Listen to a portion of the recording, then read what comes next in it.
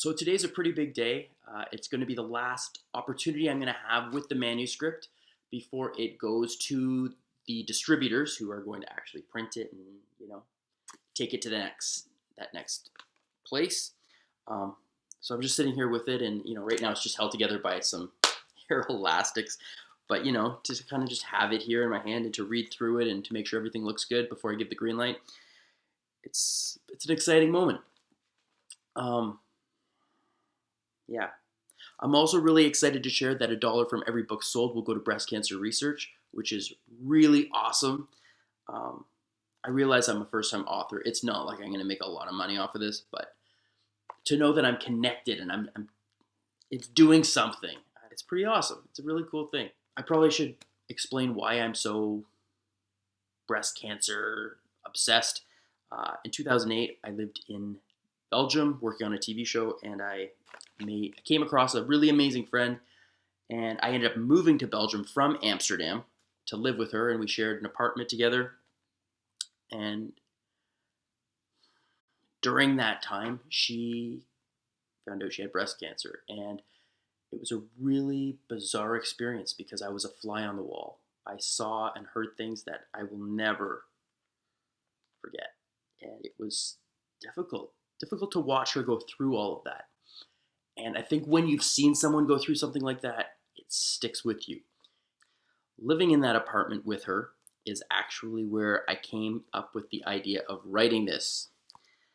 I was in the bathtub one night, and she was in the kitchen making dinner, and I just had this epiphany, this moment where things just, I can't explain it. I just had this, I'm going to write a book. And it made no sense in the moment, but yet I knew this book. I knew everything. It was as if every word, sentence, and statement written in this was already there. I just needed to sit at a computer and just write. And that's pretty crazy. But yeah. And I came out of the kitchen and I'm going to write this book. I've got an idea. And Caroline just looked at me with a look of, are you out of your mind? Like, what do you know about writing books? She didn't say any of that. It was just a look of... But I was convinced, and it was... I don't know. I was more convinced of this than anything I've ever been in my life. Trust me, I've been delusional, but a lot of things I could pull off with my career. But for whatever reason, this was just different. And I knew it in the moment. And I sat at my computer... and that night, and I just started writing, and I didn't know what I was doing, and it went absolutely nowhere because after about 10 pages, it completely, I became overwhelmed.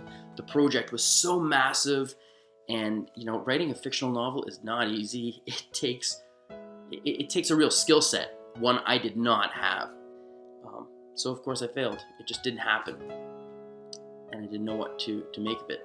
And a couple of years later, I found a friend who sat with me and taught me the skill set and guided me through the whole stages of building a novel and what you got to do and how you got to pull it together and how you can make it happen. And somehow I did it. And now I'm standing in this moment looking at this, and I'm just like, what? How did this... how did this happen? I don't know. And it's really hard to not be taken back to that bathtub when I had all that. I was so certain, so completely certain. And in that kitchen with Caroline, and just that moment, it was like everything in my life just shifted. And it was all from one thought. And I don't know where the thought came from, or what made me think that I could actually pull this off.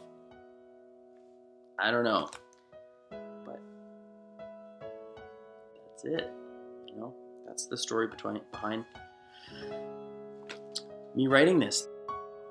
Anyways, that's that story.